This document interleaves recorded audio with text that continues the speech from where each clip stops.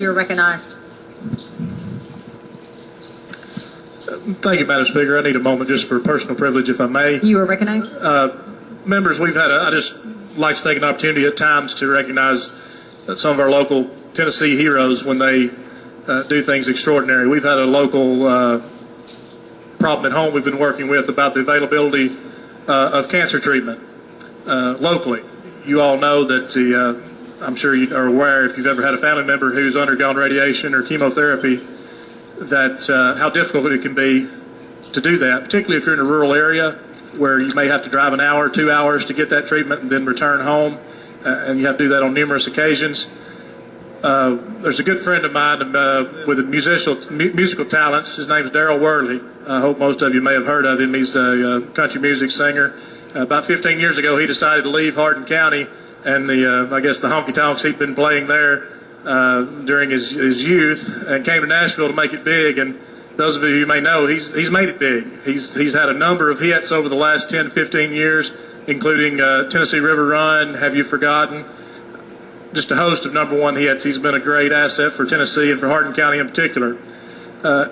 Darrell expressed a vision about a number of years ago, about 10 years ago, that we needed to do something to address the lack of that cancer treatment in Hardin County and in the surrounding counties.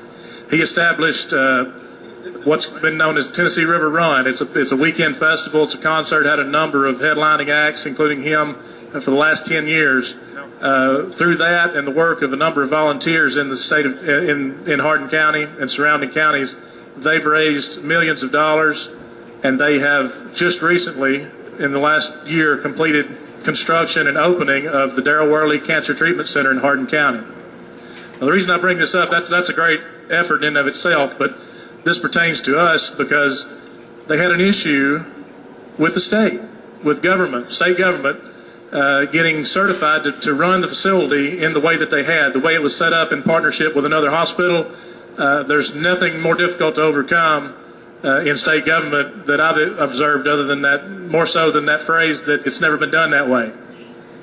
Well, fortunately, over the last few months, I've been working with them, and I'm pleased to say in the last month they've got the letter which authorized them to do business and open up and start treating cancer there in Hardin County, which is a great asset for our local governments, for our local citizens who are afflicted. I hope to never have to use it, but I am certainly glad and thankful that it's there if I need it, or if a family member of mine needs it.